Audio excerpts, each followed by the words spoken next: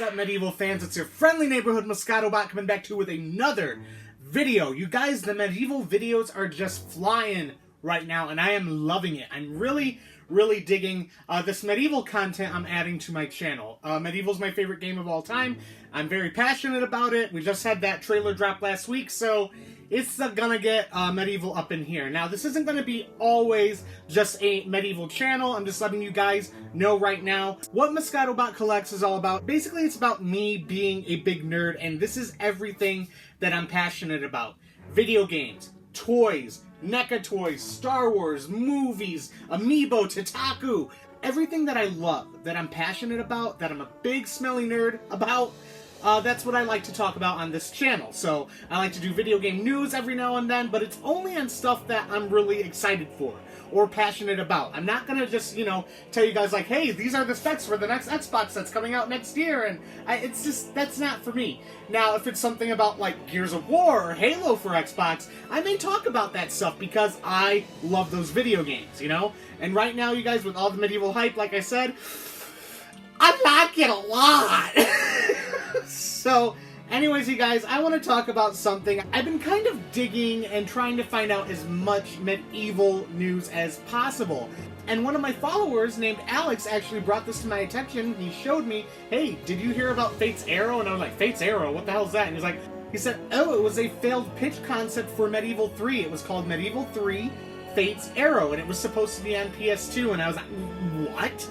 I need confirmation on this. So he sent me a link. I checked out the link, which I'm going to read here in a second. And then I had to ask Jay Gunn. I was like, hey, Jay, is this true? What is this? Can you drop any confirmation on this? And he told me that it was Chris's pitch for Medieval many years ago. And I was like, Sir Dan had a goddamn dog? This looks awesome. So let's go ahead and read this real quick, you guys.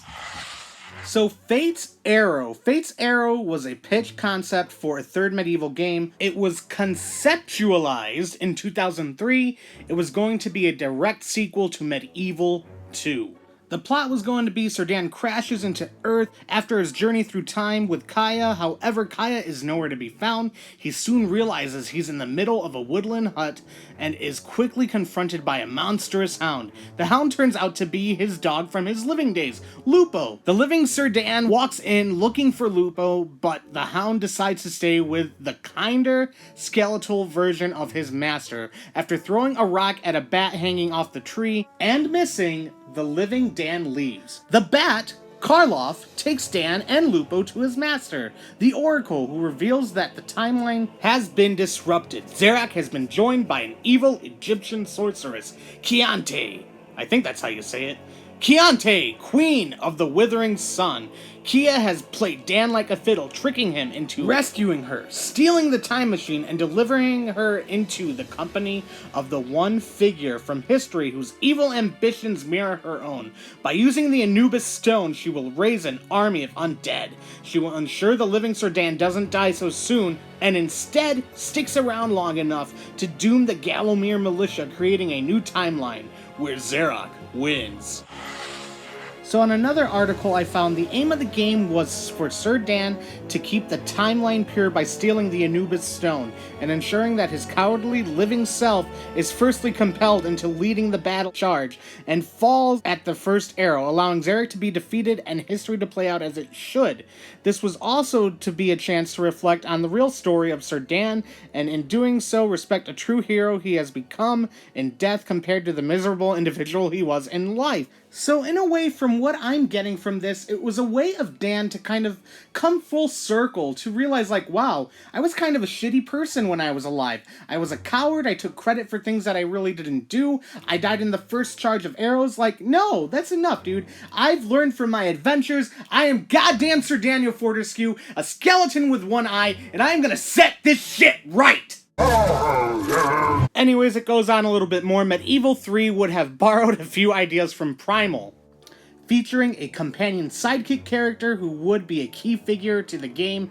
In this case, the companion is Lupo, the dog, Sir Dan's originally underappreciated but utterly faithful hound who first meets the skeleton, Sir Dan, at the beginning of the game and then joins him on his journey. A squeaky dog toy was going to be an item you could throw around to direct his attacks, especially against larger enemies and bosses. Generally, he would tear around as an AI character, loosely following you and doing general sidekicky stuff. The game would have also featured a more open, hub-based structure to the world, with story driving things forward. Dan and Lupo would travel to both old and new locations of Galamir in their attempt to find allies to aid them against Xerac and Kaya, and one ally they meet is an eccentric genie named El Zalam, which we all know was the genie they used in Medieval Resurrection.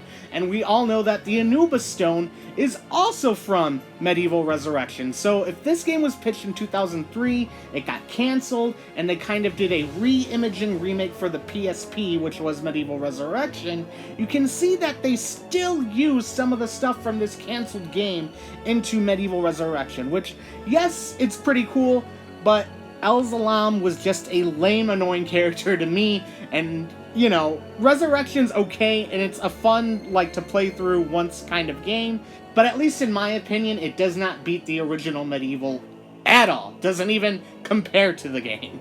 Moving on, the developers were also planning to bring back the Hall of Heroes after it was lost in Medieval 2. This third chapter of Medieval for PlayStation 2, of course, would have also featured some exciting new weapons, puzzles, and power-ups. One new addition would be Beast Riding, where Dan gets a mount in the form of one of those weird elephant dragon things that were seen in the underwater portion of the lake from Medieval 1. Below, you can see one of the concept arts created for the Medieval 3 pitch, with Sir Dan and Lupo riding the beast mount, which this looks fucking amazing!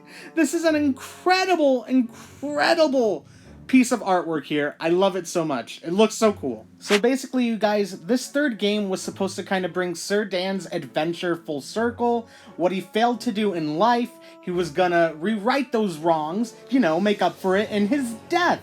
The whole time machine thing happened with Medieval 2, so we had to deal with time travel and all that stuff, obviously, for the next game, which I really hope they don't go that route in the future. This is a great concept, and it sounds awesome, and of course I would have accepted this way more than what we got with Resurrection, but the only reason why they scrapped this, you guys, was because the PSP was just coming out.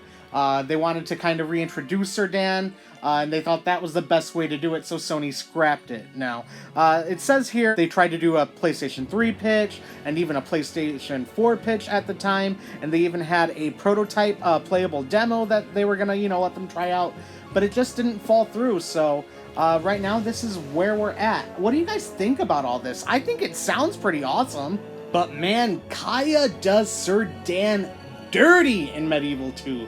So basically, she's just waiting for her right time to strike. Get kind of Lord Palethorn out of the way, get Dan to get that time machine, go back in time so she can basically join cahoots with Xerac. So maybe now I kind of get why if you collect all the chalices, you get the bad ending, but maybe that is the true ending. I always wondered that once I beat Medieval 2. I was like, wait a minute, why do I get a bad ending when I get all the chalices, but when you miss one chalice, you get the good ending, Because in the good ending, Dan and Kaya, they both go to sleep in the same tomb together, and they're together for all eternity. In the bad ending, it goes back in time, right to the Battle of Galamir from Medieval 1, and Xerac is all transformed and lunges at Kaya and Dan on the time machine. It's kind of cool, and I always wondered as a kid, wait a minute, why did I get the bad ending? That doesn't seem like a good ending. Is that going to be Medieval 3? Is it going to take place from there? Are we going back in time to the first game? What's going on? And that's what they had in mind. Kind of. From this, you definitely are going back to the events before the first game. So I thought that's pretty cool. I mean, what a twist, man. That whole Kaya thing. Kaya did Dan dirty. I know you didn't know, Dan, but you should have let that ass get killed by Jack the Ripper. Just saying. So you guys, that's kind of a lot to take in. I think it would have been a great concept. I really do. I know I would have loved it. I would have played the hell out of it. Depending on how it all played out, obviously I'll never know. I need to play it, and that'll never happen. But this, I know I would have liked better than Medieval 2, because Zarok's back in a way. Kaya did Dan dirty. Like, there's some development there, and I like that. I really do like that. And I'm so sorry, you guys. Please don't think I'm hating on Medieval 2. Like I said, I do not think the game is horrible. It's a lot of fun. It's a fun, great PlayStation game. I just think story-wise, Medieval 1 was so much better. And I hate, please don't think I'm being a dick and hating on Medieval 2. That's just how I feel, and it's my opinion, and I get it. I'm happy for you if you love Medieval 2. I really, really am. I love the game. Put it this way, I love the Star Wars original trilogy, but I also love the prequels. But I love the prequels less than I love the original Star Wars trilogy. But I still love the prequels. I think all of them are great. I really, really do. Anyways, back to Medieval, you guys. What are your guys' thoughts on this? Let me know in the comments. I know you guys will.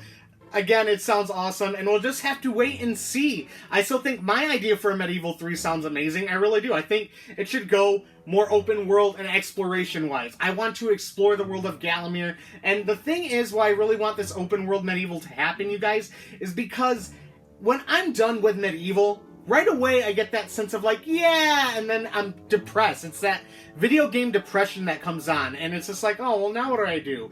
And of course I got all the chalices. I can go back and replay some of the levels that I love, but it's just not the same. I need to go back and start over and make it seem like the adventure's new again, you know? Maybe I'm just weird, but I kind of get video game depression after I beat a game, because it's like, oh, well, it's over, you know? Yeah, I don't like that feeling, so... But if we had that Medieval 3 with an open world and side quests and places to explore and random happenings and finding like a random, you know, witch hut where she summons demons, and like there's more to do, and you could just play and have fun and still roam around Gallowmere and discover new things and always fight enemies. And I think that would be amazing. I really do. Plus it would be a fresh take on Medieval. Just my opinions, you guys. Anyways, let me know down below what you guys think about all this. Talk to me about Medieval, you guys. I love it. It's my favorite game. I'm passionate about this. But that's it for this video. Thank you all so much for watching. Tell all our Moescato bots, you all stay classy, and I will see you all in the next one. Moescato bots, roll out.